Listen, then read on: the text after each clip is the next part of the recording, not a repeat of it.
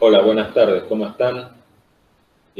Comenzamos este ciclo de charlas sobre refrigeración, donde vamos a verlo de una forma no tan técnica, pero sí saber por qué pasan las cosas en esta industria de la refrigeración. Antes de empezar, quiero darle las gracias a la supervisora Paula Gavinson, que a través de este canal nos permite a los profes dar lo que sabemos a una cantidad impresionante de gente, eh, a las directoras de donde yo soy docente, de la Escuela 10 del 2 y la 13 del 2. También quiero agradecer a dos pilares que bueno, hacen que esto salga al aire y que yo haya aprendido eh, tanto como para dar estas charlas y grabarlas a través de YouTube, que son la profesora Susana Val y Mónica Ferro. Bueno, dicho esto, vamos a empezar con la primera entrega. Bueno, ¿qué tienen en común estas imágenes? Tenemos una institución médica, hospitalaria, donde tenemos aire acondicionado, un transporte refrigerado, un mercado eh, Walmart, Coto, una central telefónica o un centro de cómputos. ¿Qué es lo que tienen en común? El frío. El frío es el que tenemos en todas estas partes y, digamos, en estas partes. Generalmente lo tenemos en nuestra casa también, en la oficina y en diferentes lugares. Entonces hablemos de la refrigeración. La refrigeración es un proceso por medio del cual nosotros conseguimos disminuir la temperatura de elementos que tenemos en casa o compramos en el mercado. Y particularmente lo utilizamos para la conservación de diferentes mercaderías, para tener hielo, helado, la carne, las bebidas, todos necesitan un proceso como para mantenerse o como para estar agradable, por ejemplo, las bebidas necesitan de la refrigeración. Si hablamos de refrigeración, vamos a hablar de algunas leyes y principios que rigen lo que nosotros estamos estudiando y vamos a aprender. Hay dos leyes de la termodinámica que rigen nuestro, digamos, nuestro trabajo o nuestro saber. Son dos leyes, como dije. La primera es que relaciona la energía y el calor. Esa energía que se crea no se destruye, se transforma. Por ejemplo, nosotros tenemos un vaso con agua fría, le aplicamos calor y digamos, ese vaso después no se destruye lo que pasa adentro, sino que se transforma y se le metió una energía determinada como para que el agua se caliente. Por ejemplo, si yo tengo, no sé, este mouse, lo levanto, le apliqué una energía, lo largo. Cuando lo largo, ¿qué pasa? El mouse se hace pelota contra el piso. ¿Por qué? Porque yo lo cargué de energía y después esa energía se transformó. O sea, no se mantiene ahí, se transformó. Y esa es como para más o menos entender la primera ley de la termodinámica. La segunda ley habla que el calor siempre va de un cuerpo que está más caliente a uno más frío. ¿Mm? O sea, de una fuente de calor va para una fuente fría, nunca al revés. En un principio nunca al revés. Después vamos a ver qué pasa en nuestra especialidad.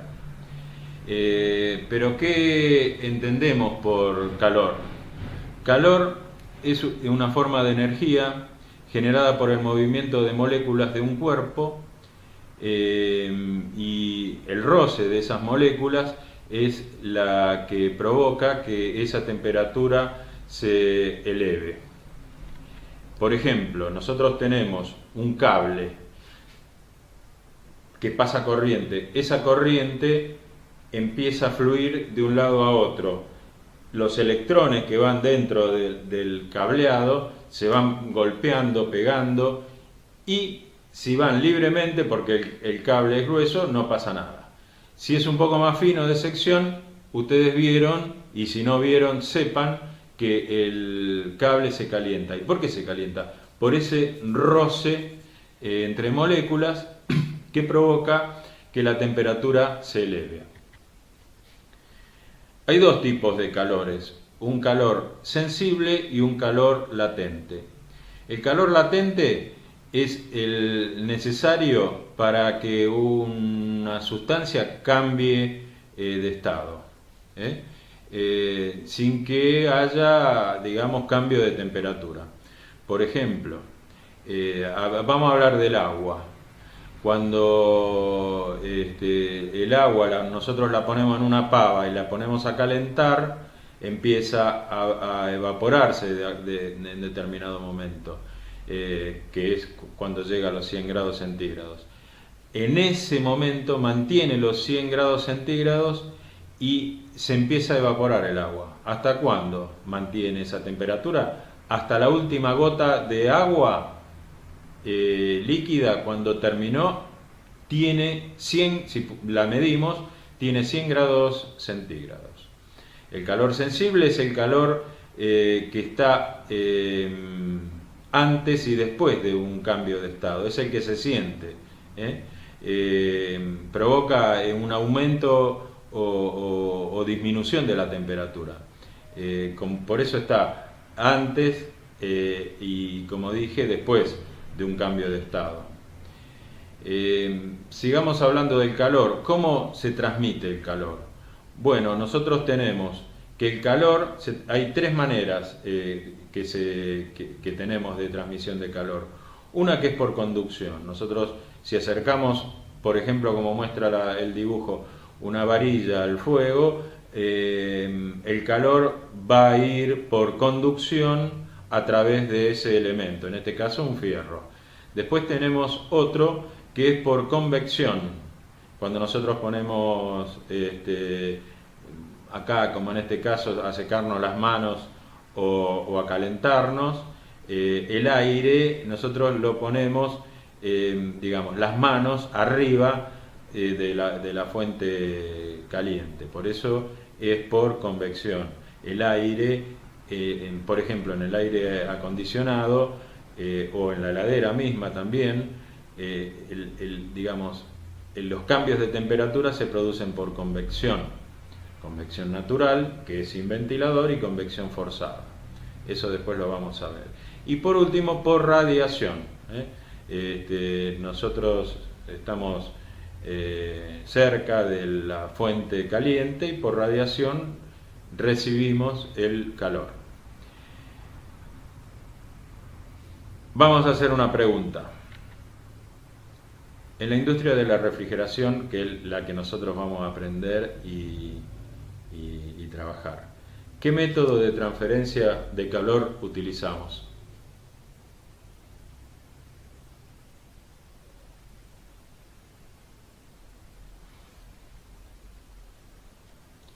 La convección. Como dijimos antes, el aire circula a través de un ventilador en un equipo de aire acondicionado split, en una cámara frigorífica con los ventiladores, o en la heladera con freezer, con el movimiento de aire frío que cae y hace que suba el aire caliente produciendo una corriente así de aire por convección natural. ¿Cómo medimos el calor? El calor se mide obviamente y nosotros vamos a utilizar y aprender y nos vamos a mover con 3 unidades. La kilocaloría, que se define como la cantidad de calor necesaria para aumentar o cambiar de temperatura en 1 grado centígrado 1 kilo de agua. La BTU, British Thermal Unit, que es lo mismo, es una unidad de medida inglesa que se usa en casi todos los lugares del mundo, junto con el watt, que después veremos en particular. Es lo mismo, es una unidad de medida que en vez de calor necesario para aumentar o disminuir en 1 grado Fahrenheit, que es otra medida de temperatura, a la temperatura de 1 libra de agua. Eso lo vamos a ver en las escalas termométricas en otra charla. Y la tonelada de refrigeración. La tonelada de refrigeración también se refiere a la capacidad de extracción de la carga térmica de un equipo de refrigeración. Es la cantidad de calor necesaria como para convertir 1 tonelada de hielo en agua en 1 hora. Resumiendo, tenemos que 1 tonelada de refrigeración son 3.000 calorías y son 12.000 BTU. A veces los compresores vienen en BTU. Entonces, con esta, ahora vamos a hacer unas cuentas como para ver si tenemos tantas BTU, cuántas calorías son o cuántas toneladas de refrigeración son. Un equipo como el que tenemos en el dormitorio, fíjense que es de 3.000, es 1 tonelada de refrigeración. Hagamos un ejemplo práctico. ¿Cuántas BTU son 4.500 calorías? Bueno, tenemos esta regla que es 1 tonelada, esto apréndanselo como el Padre Nuestro o el himno. 1 tonelada de refrigeración, 3.000 calorías, 12.000 BTU. Entonces ponemos que si 3.000 calorías son 12.000 BTU, 4.500 calorías X. Esto es una regla de 3 simples, se dice. ¿Cuánto está el dólar? $1, tanto dinero. 4.500 dólares, X. Entonces hacemos esa cuenta. Y esa cuenta es esta. La X es 4.500 calorías por 12.000 BTU sobre 3.000 calorías. ¿Qué estamos buscando nosotros?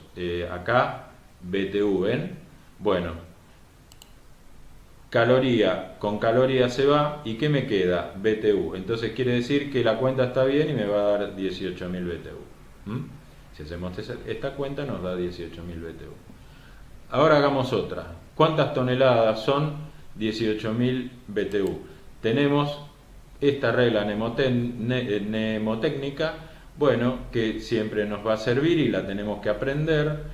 Tenemos que 12.000 BTU es 1 tonelada de refrigeración. 18.000 BTU X. Despejamos a la X y X es 18.000 BTU por 1 tonelada dividido 12.000.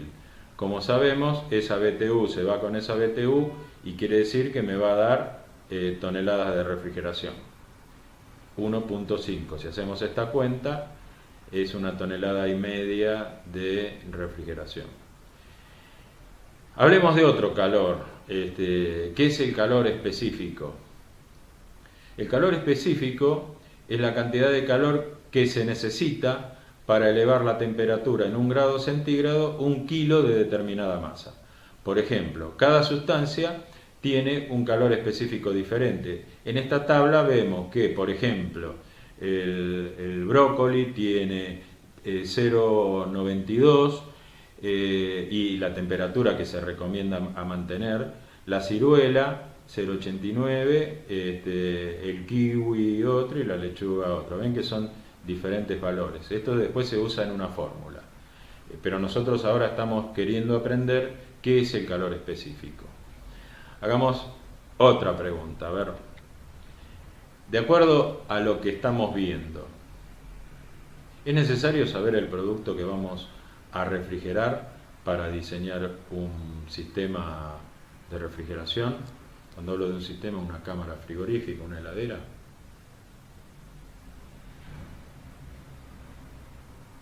Sí, tenemos que saber. ¿Por qué? Fíjate acá en esta tabla que los valores no son los mismos para determinada cantidad de diferentes productos. Yo, si soy productor de ciruela, bueno, voy a tener que usar este valor como para hacer mi cámara frigorífica. O si soy verdulero, bueno, voy a tener que hacer un promedio de todo esto como para hacer los cálculos que después vamos a ver un poco más adelante cómo se usa. Esto entra dentro de una fórmula donde cantidad de calor es masa del producto, calor específico y la diferencia de temperatura. Desde donde yo la quiero llevar, por ejemplo 35 a 0 grados, 4 grados, menos 5. Ese es el delta T. Pero eso lo vamos a ver un poco más adelante. Hablemos de los estados de la materia. Los estados de la materia, como lo encontramos en la naturaleza, se presenta en 3 estados. En estado sólido, en estado líquido y en estado de vapor. En un principio vamos a ver estas 3 posibilidades y la vamos a hablar con el agua, que el agua es, digamos, como para darnos cuenta rápidamente y con cosas, fíjense, hielo, agua que hierve y una pava, como para ser didácticos y que entendamos. Esto pasa también con los refrigerantes, pero expliquémoslo con esto que lo vamos a entender bien. Si le aplicamos calor al estado sólido, se transforma en agua, y si le seguimos aplicando vapor a esa agua, se transforma en gas, en vapor. Como dijimos, y aclarémoslo nuevamente porque esto es importante, cuando una sustancia cambia de estado, de sólido a líquido y de líquido a gaseoso, la temperatura en ese proceso no varía. O sea, lo que hay ahí, la temperatura no varía y lo que tenemos es calor latente. Acá en este gráfico vemos, por ejemplo, estamos con el agua de menos 40 grados a 0 grados. A 0 grados el agua ya empieza a transformarse en líquido. O sea, pasamos de estado sólido a líquido si le metemos calor.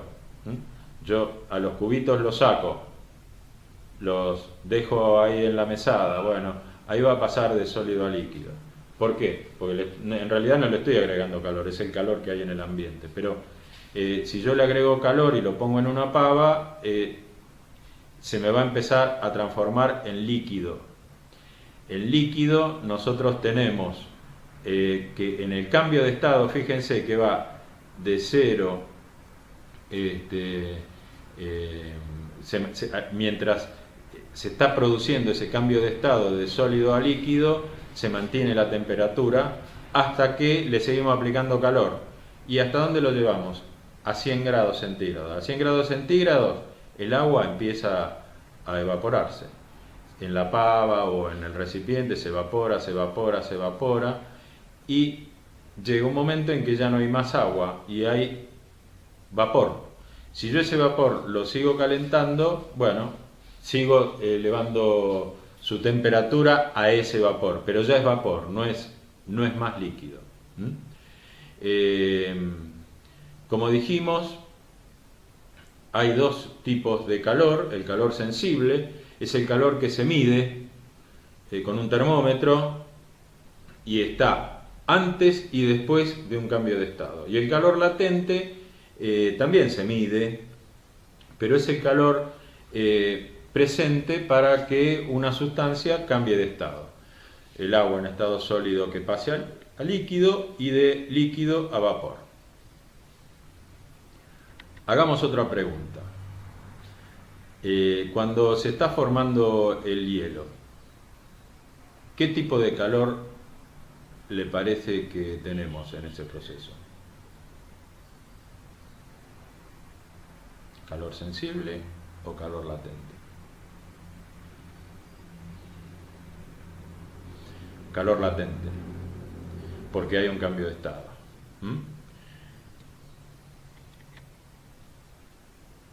Sigamos hablando y ahora ya nos vamos a ir metiendo en lo que nos interesa a nosotros, que es qué pasa con los refrigerantes en un sistema de refrigeración. Tenemos un punto que lo llamamos de saturación.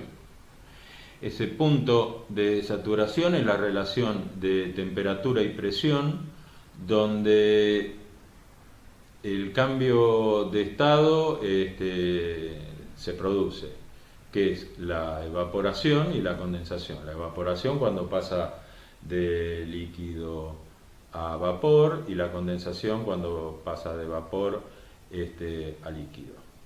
Nosotros tenemos el líquido, tenemos el vapor o gaseoso. Cuando le sacamos, digamos, o le aplicamos calor al agua, se transforma en vapor, y cuando se la extraemos, que es el proceso, ¿dónde pasa? En el condensador, que de gas entra a un lugar donde están las aletas frías, se transforma el refrigerante en líquido, y cuando después le aplicamos calor en el evaporador, se evapora el refrigerante. Hablemos ven que vamos entrando en palabras que son ya de nuestro, digamos, de nuestro léxico. Sobrecalentamiento y subenfriamiento. Nosotros tenemos un sobrecalentamiento en el sistema de refrigeración, tenemos un subenfriamiento y tenemos un punto de saturación. El punto de saturación es el punto donde el refrigerante, digamos, se evapora o se condensa. Hay un punto donde se condensa y donde se evapora. Todavía no lo vimos.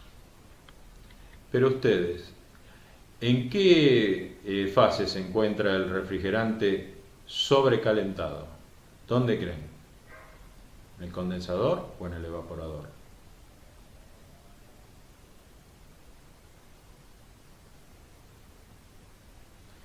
En el evaporador. En el evaporador, el refrigerante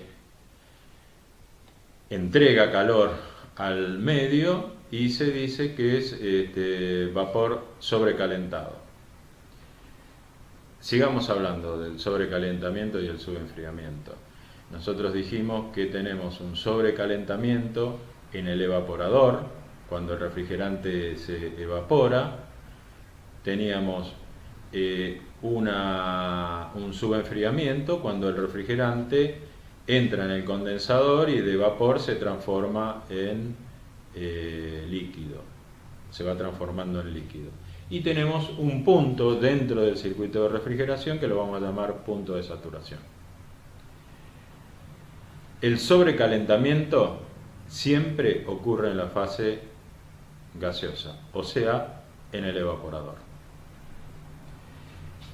Hablemos del ciclo de refrigeración en base a todo lo que venimos viendo. Nosotros tenemos que el sistema de refrigeración es un conjunto de componentes que están interconectados y es un circuito cerrado por donde circula determinado refrigerante con el propósito de llevar calor o extraerlo de un lado y llevarlo para el otro. Tenemos el condensador, donde hay calor, tenemos un elemento de expansión, tenemos un evaporador, donde tenemos frío. Quiere decir que este es un circuito de refrigeración básica: compresor, condensador, elemento de expansión y evaporador. En el condensador, como dijimos antes, hay alta temperatura. El refrigerante sale en estado de vapor a alta temperatura y entrega ese calor al medio, ahora lo vamos a ver, y se transforma o se va transformando en líquido. Si nosotros tocamos este radiador, que es el que está atrás de la heladera, o en la unidad exterior, hay calor.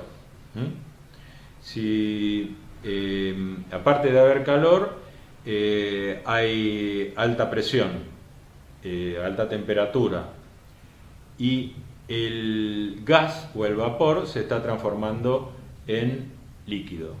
Cuando llega el elemento de expansión tenemos líquido. Después en el evaporador tenemos baja presión, que es la unidad interior o es el freezer o el congelador de la heladera. Cuando pasa por el elemento de expansión, esa alta presión se transforma en baja presión y el refrigerante empieza a evaporarse y tenemos frío dentro de la heladera o dentro de la habitación donde tenemos el aire acondicionado. Resumiendo y haciendo un pantallazo así rápido, el refrigerante está en estado líquido cuando hablamos del condensador y está en estado de gas cuando está en el evaporador. Pero también tenemos saturación. ¿Y dónde tenemos saturación? Cuando hay o se produce el cambio de estado. Cuando se transforma de vapor, de líquido a vapor y donde se transforma de vapor a líquido. Acá en el condensador se transforma de vapor a líquido y en el evaporador el líquido se transforma en vapor, que es cuando absorbe, digamos, calor. Ahí tenemos lo que hablábamos hace un ratito, diferentes temperaturas, como para que ahora nos metamos en otro diagrama que vamos a ver ahora adelante, y tenemos que nosotros estamos en una temperatura exterior de más o menos 35 grados acá en Buenos Aires, y el refrigerante sale a 43 grados. Entra en el condensador, que está en 35, obviamente tiene baja temperatura con respecto a los 43, y se condensa, se transforma en líquido, donde entra el evaporador, y en este caso yo puse menos 7 grados centígrados, porque es una heladera con congelador. El compresor es el que entrega la energía necesaria, le vamos a poner W, como para producir estos procesos. En el condensador, que baje la temperatura de 43 a 35, cede calor al ambiente y lo vamos a llamar Q1. Y en el evaporador, ¿qué es lo que pasa? Absorbe calor de los alimentos y produce efecto refrigerante, y lo vamos a llamar Q2. Acá tenemos ya, de a poco ven que nos vamos metiendo en cosas un poco más serias, y mirá dónde llegamos, a un diagrama que se llama presión entalpía. Este diagrama lo vamos a ver más en profundidad, pero ya lo vamos nombrando y viendo, donde en este, digamos, diagrama se ve con datos reales qué pasa en el condensador, en el evaporador, las diferentes temperaturas, el sobrecalentamiento, el subenfriamiento. Entonces empecemos a ver esto. No nos asustemos ni nos apuremos, pero esto se forma, este gráfico se forma con valores. Por ejemplo, nosotros teníamos una presión de condensación y una temperatura de condensación, una temperatura y una presión de evaporación. Por ejemplo, si hablamos de una heladera con R134, tenemos una determinada temperatura y presión y una determinada temperatura y presión en el evaporador, que va a estar en esta línea, ¿ves? En presión, y acá tenemos cantidad de calor. Entalpía se llama. Este diagrama, que lo tienen todos los refrigerantes, se llama presión entalpía. Lo vamos a ver en profundidad, porque esto es pan caliente en nuestro trabajo. Nosotros, ven, tenemos la presión de condensación, que es esta línea que está acá.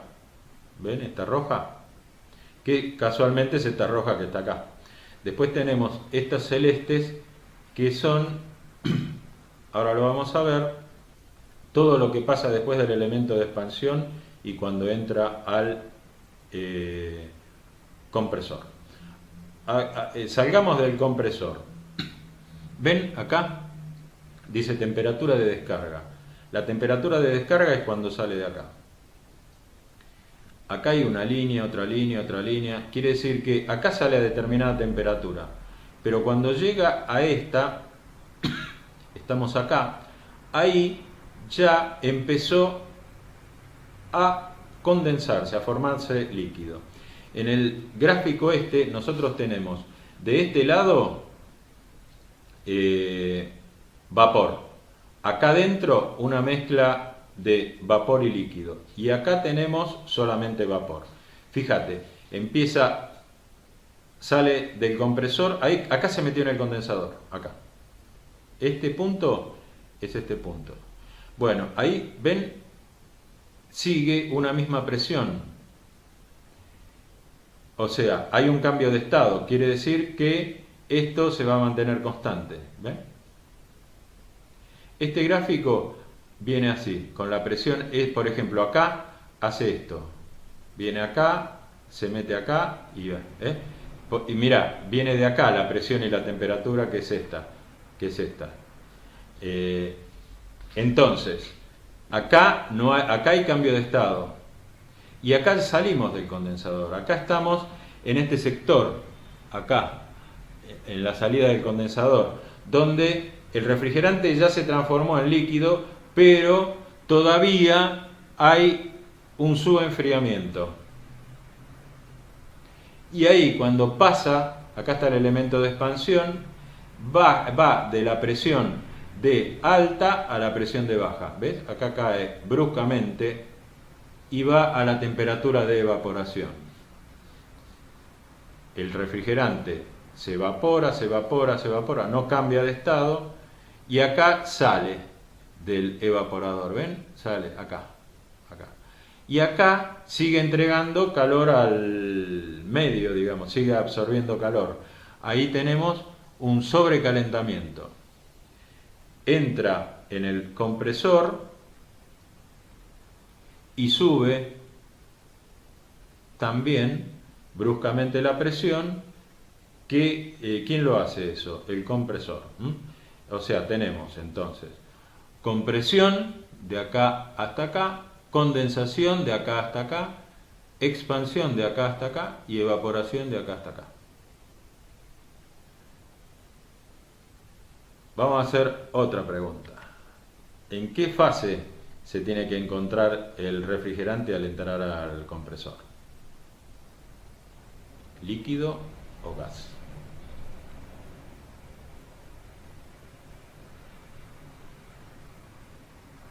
Gas. Porque el compresor no comprime líquidos, entonces tiene que entrar en estado gaseoso. Resumiendo la clase de hoy, vimos que el calor no se destruye, se transfiere, que se necesita más calor para cambiar de estado que para cambiar la temperatura, que es necesario saber lo que vamos a refrigerar para poder diseñar nuestro sistema de refrigeración, y que el compresor no comprime líquidos. Entonces, por hoy vamos a terminar con la clase y nos veremos el martes que viene. Bueno, les mando un saludo y nos vemos.